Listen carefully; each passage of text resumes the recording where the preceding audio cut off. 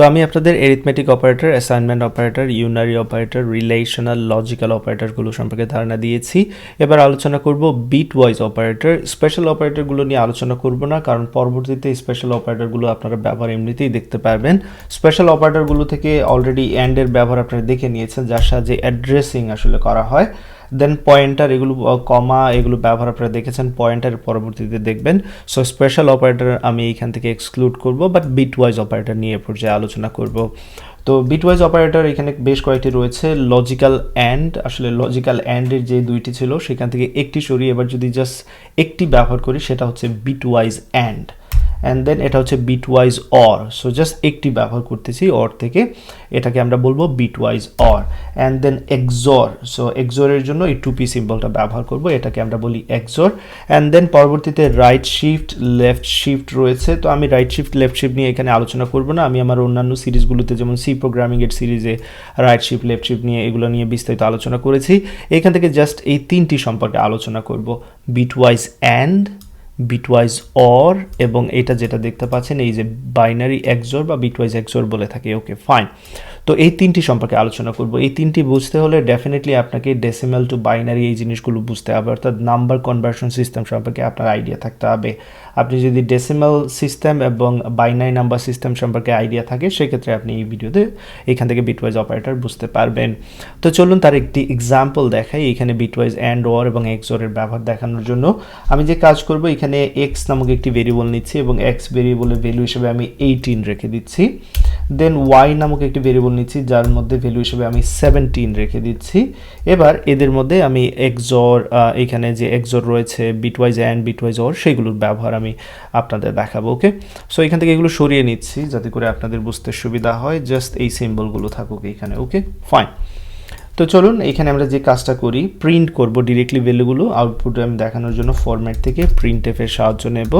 আমি যে কাজটা করতে যাচ্ছি, প্রথমে 18 এবং 17-এর মধ্যে আমি বিটওয়াইজ অ্যান্ডের ভ্যালুটা বের করতে যাচ্ছি। তো বিটওয়াইজ যখন, অর্থাৎ এখানে বাইনারি নিয়ে কাজ করবে, তো এখানে আমি যে 18টা লিখেছি, ডেফিনেটলি এটা ডেসিমাল নাম্বার সিস্টেম।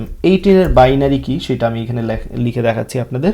আর ডেফিনেটলি যারা নাম্বার কনভার্সন সিস্টেম সম্পর্কে জানেন, তারা নিশ্চয়ই এখান থেকে বুঝতে পারবেন যে 18 সমান এটা হচ্ছে বাইনারি নাম্বার, 18-এর বাইনারি নাম্বার। ওকে, দেন 17-এর বাইনারি নাম্বারটা কি? 17-এর বাইনারি নাম্বার আমি এখানে লিখে দেখাচ্ছি 1 0 0 0, এখানে 3টি 0 হবে, অ্যান্ড দেন ফাইনালি 1। এই হচ্ছে 17-এর বাইনারি নাম্বার।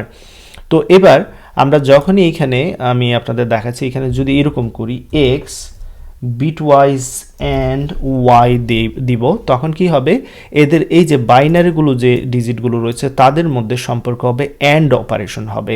তো সেটা চলুন আমরা দেখি। এখানে আরেকটি ভেরিয়েবল নিচ্ছি জেড নামে। তো জেড এখানে আমি অ্যাসাইন করছি এক্স বিটওয়াইজ অ্যান্ড ওয়াই এর ভ্যালুটা। ওকে, তো এখানে কি হবে, এই যে 18 এবং 17, যেটা আমি এইদিকে আর একটু সরিয়ে নিয়ে আসছি, এতে করে আপনাদের দেখতে সুবিধা হবে। এখানে যে কাজটা করবে এবার, বিটওয়াইজ অ্যান্ড অপারেশন এখান থেকে হবে।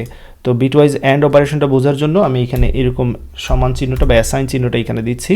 আপনারা নিশ্চয়ই জানেন যে অ্যান্ডের ক্ষেত্রে যদি 1 এবং 1 হয়, আপনারা চাইলে এখান থেকে শুরু করতে পারবেন বা এখান থেকে। আমি এই দিক থেকে শুরু করছি, 1 এবং 1। যদি উভয় ক্ষেত্রে 1 হয়, তাহলে কি হবে, আউটপুট 1 হবে। আর যেহেতু এখানে 0 এবং 0, পরবর্তীটা 0 রয়েছে, সুতরাং এটা হবে 0। পরবর্তীটা এক্স্যাক্টলি সেম 0 হবে। তার পরবর্তীটার উপরে 1 দেখতে পাচ্ছেন, এখানে 0 দেখতে পাচ্ছেন। তো আমরা জানি এন্ডের বেলা সবগুলো 1 হওয়া লাগবে, সুতরাং এটা হবে 0। পরবর্তীটাও এক্স্যাক্টলি সেম, এটা হবে 0। তো এই যে যেটা বাইনারি আসলো, তার ডেসিমেল সংখ্যাটা কত? আমরা যেহেতু এখানে ডেসিমেল নিয়ে কাজ করছি, সে যদিও নাম্বার এখানে কি করবে, বাইনারিতে নিয়ে দেন এই কাজগুলো করবে, বাট আউটপুট আবার ডেসিমেলে দেবে। সো এক্স এখানে বিটওয়াইজ অ্যান্ড ওয়াই, সে কী করবে, এই এক্স এবং ওয়াইয়ের ভ্যালুকে বাইনারিতে কনভার্ট করে তাদের মধ্যে অ্যান্ড অপারেশন করবে, অ্যান্ড ফাইনালি সেই বাইনারি সংখ্যাটাকে আবারও ডেসিমেলে নিয়ে আসবেন, দেন এখানের মধ্যে অ্যাসাইন করবে। তো এটার ডেসিমেল কত হবে নিশ্চয়ই আপনারা বুঝতে পারছেন, এটার ডেসিমেল হবে 16। সো এই যে 16 যে ভ্যালুটা আছে এখানে, সেটাই হবে আমাদের আউটপুট।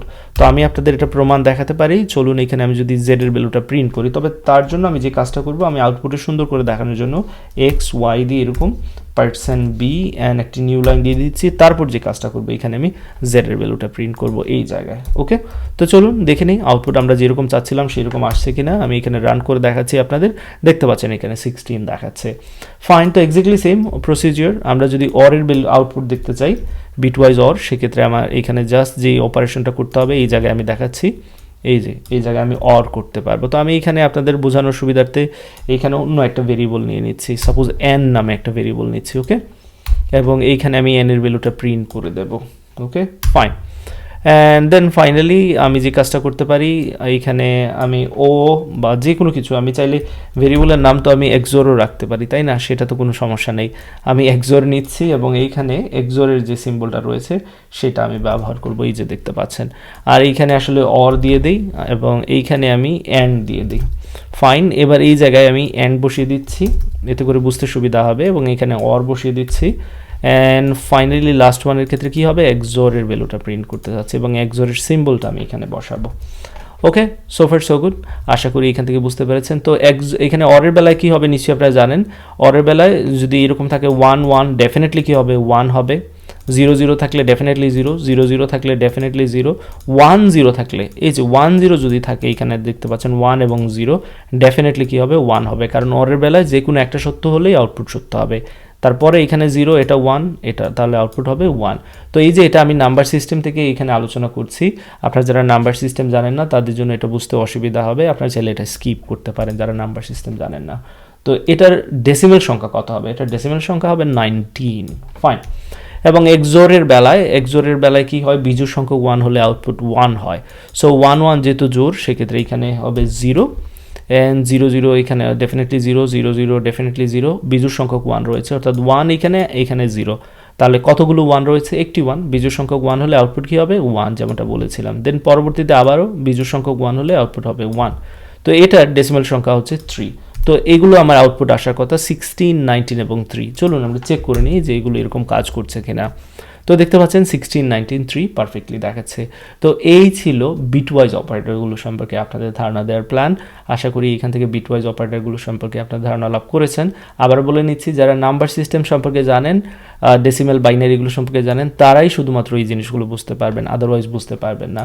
তো যারা নাম্বার সিস্টেম সম্পর্কে জানেন না, চাইলে আমার নাম্বার সিস্টেমের উপর ভিডিও আছে এইচএসসির জন্য, যেগুলো আমি করেছিলাম 3.1 সম্ভবত লেসন, সেইখানে আপনারা এইচএসসি নাম্বার সিস্টেম লিখে সার্চ দিলেও হয়তো বা আমার ভিডিওগুলো পাবেন, কিংবা চাইলে আপনারা আমার চ্যানেলের প্লে লিস্টে এইচএসসি আইসিটি যে প্লে লিস্টটা রয়েছে সেইখানে যদি যান তাহলে নাম্বার সিস্টেমের ভিডিও পাবেন।